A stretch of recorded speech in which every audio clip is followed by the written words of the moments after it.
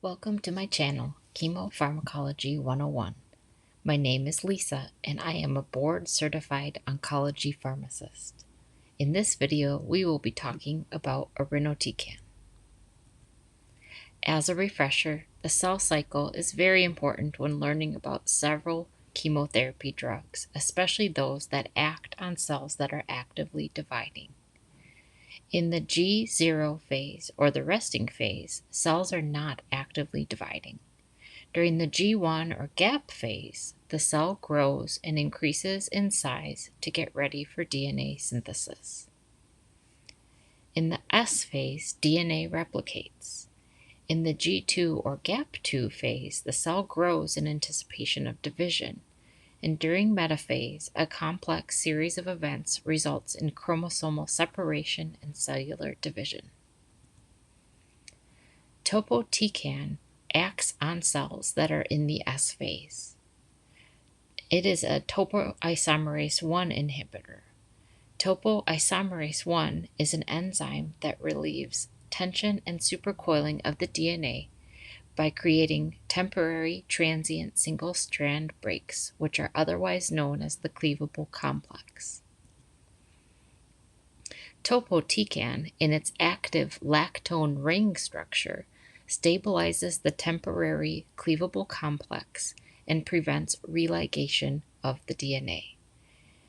This means that the replication fork will collide with the cleavable complex and lead to the accumulation of single-strand breaks, which leads to supercoiling ahead of the DNA fork, or replication fork, rather. There are two formulations of topotecan, intravenous and oral capsules. Intravenous topotecan is stable in infusion fluids due to the presence of tartaric acid, which lowers the pH to under 4. Under physiologic conditions, the lactone moiety of topotecan undergoes a rapid and reversible pH-dependent conversion to the open ring form, which lacks topoisomerase 1 inhibiting activity. Topotecan is an IV infusion that is typically given over 30 minutes, but sometimes given as a continuous infusion. Oral capsules can be given with or without food. In pediatric patients or patients who cannot swallow the capsules, the reconstitution IV solution can be mixed in with an acidic fruit juice, such as apple, grape, or orange juice, and taken by mouth. It is FDA-approved for metastatic or advanced cervical, ovarian, and small cell lung cancer, but is also used for many other indications.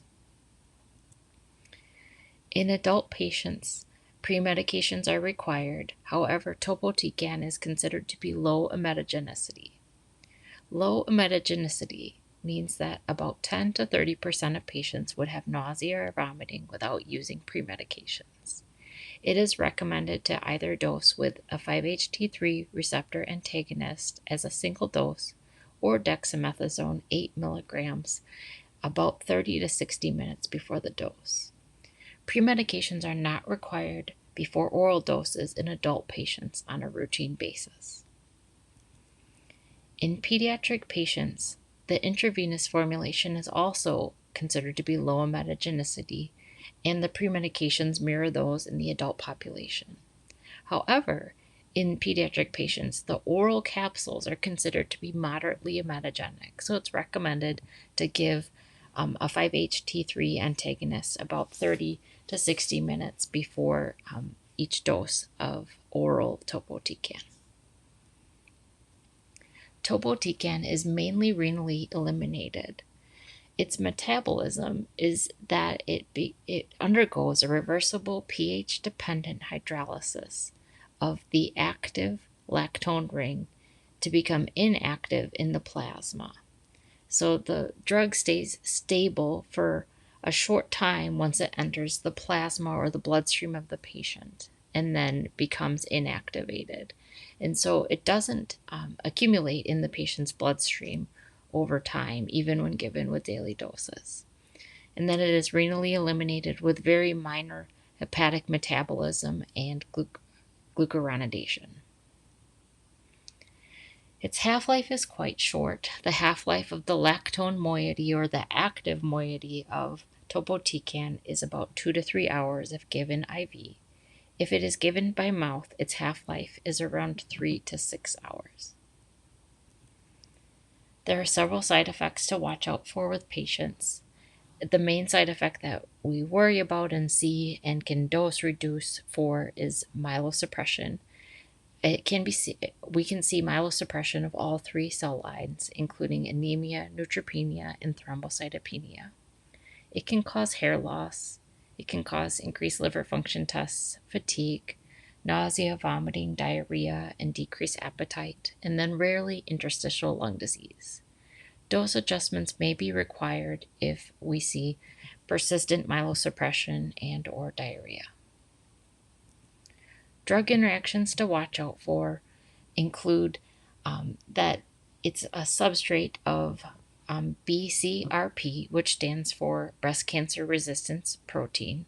If a drug is an inhibitor of BCRP, it may increase topotecan concentrations.